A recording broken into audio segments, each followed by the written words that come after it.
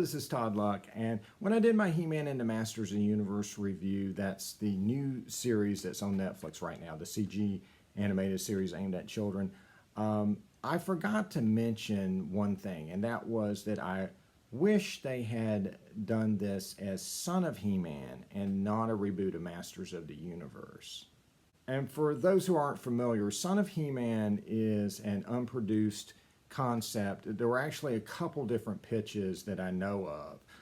One actually became New Adventures of He-Man. Actually, the original pitch for that series had He-Man's son on Primus fighting Skeletor's son. So try to imagine that, with that series. But there was a second pitch in the 90s by Lou Scheimer. And this one is going to sound familiar if you've watched the new He-Man and the Masters of the Universe. So it involved a boy who had been kidnapped at a young age and ends up in the jungle with no memory and is raised by a bear cat. And he ends up being the destined one to take the Sword of Power and inherit the power of He-Man. And so King Adam and Queen Tila take him in. And so, of course, he does, do the whole Power of Grayskull thing, and when he does that, he becomes Hero, and of course he gets a new cast of heroes to help him fight Skeletor and his evil minions. And of course, Rob David, who was showrunner on this new He-Man and the Masters Universe, is very aware of this pitch, so either consciously or subconsciously, I think it did affect the direction of this new show.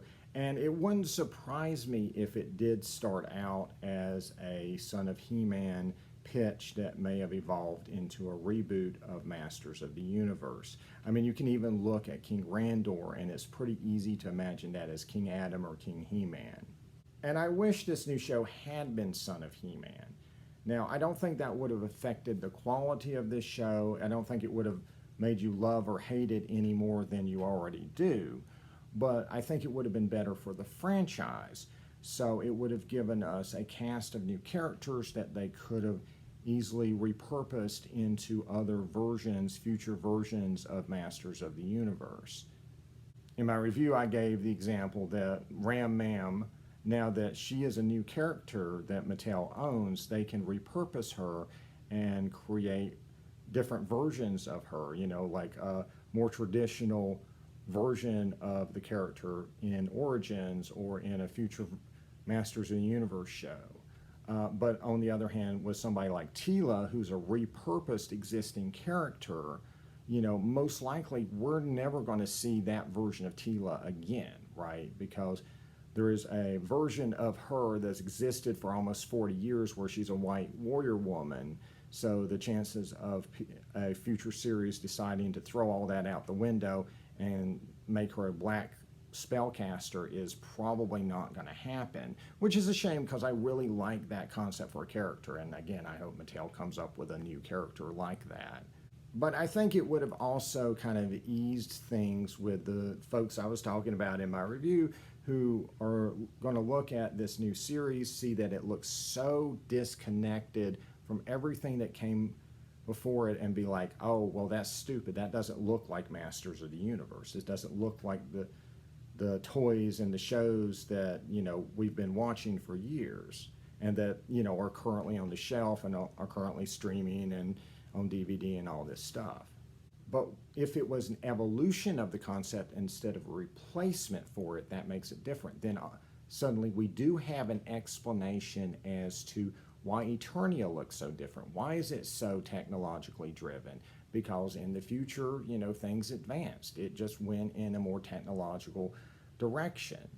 We know why, they're young heroes, right? The marketing for this kept saying like, oh, we're passing the sword off to a new generation of heroes. Well, no, you're not. Those are the same heroes we've had. It's just in this version, they start out as little children, right? If it had been a new generation, the son of He-Man and a young generation of warriors that he would recruit, that tagline would have made a lot more sense. And if you take the opposite end of that equation, right, they seem to be making this show and this toy line based on the premise that there are children out there who would love Masters of the Universe if it didn't resemble Masters of the Universe. Okay, let's say these hypothetical children exist.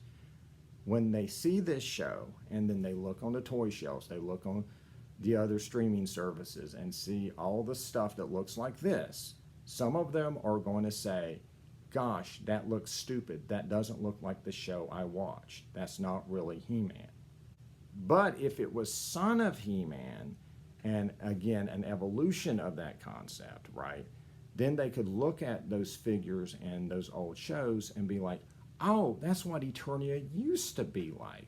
Oh, that's what He-Man was like when he was younger. And they might want to give it a try, and they might come to appreciate that other version of Masters of the Universe. And it avoids segmenting the audience where there is an audience that only likes this one show or one toy line you're putting out of this franchise, while everyone else is only interested in everything else you're putting out. And if I could use a Power Rangers example again, Power Rangers actually redoes itself every year, or now every 2 years. They come up with a new series with new characters, new villains, new concept, but it's all set in the same world. It's all set in the same multiverse. And sometimes that stretches story logic sometimes, but what it does is it makes it all Power Rangers. They're trying to avoid having the audience watch that one season and be like, well, that's the real Power Rangers. I don't like any of the rest of it, because they're going to have toys left over from that previous series still on the shelf that they want the kids to buy. They're going to put out toys of previous seasons of older characters that they also want the kids to buy. So they want all of it to count. They want you to watch all their seasons. They want you to be interested in all of their product, not just a slither of their franchise. And I know other franchises don't do this. They just constantly reboot. But those other franchises, those reboots tend to look like a variation on a theme. They don't look like something radically different like this series does. So, you know, if it's a variation on a theme like 2002 compared to the 1980s, that's very different from what they're doing right now. I think it just would have made a lot more sense for them to integrate it into the story they're currently telling with Revelation and the origin figures and everything else. And for fans who didn't care for this series, I think it would have just made that a easier pill to swallow. In my opinion, Masters of the Universe, we've had 3 series with that name, and all of them have been the pinnacle of what they do as far as quality goes, and have raised the bar for that type of show, whether it was the Filmation series in the 80s, the 2002 Mike Young production series, or now with Mattel Television's Masters of the Universe Revelation. And so it is kind of disheartening to see a show that, again, to me, feels like it's mediocre by design, using that name as just, you know, a side project for Netflix original. But if it had been Son of He-Man, I think that would be just an easier pill to swallow. Plus, it would have made it a whole lot easier to search for this series.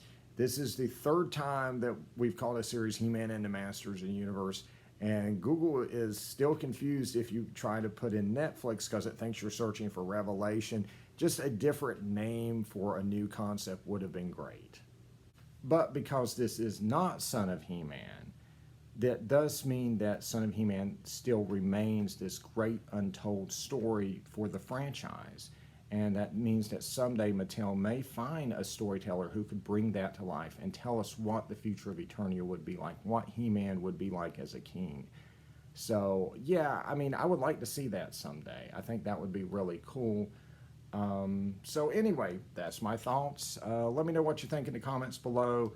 Like and subscribe for more videos. And until next time, good journey.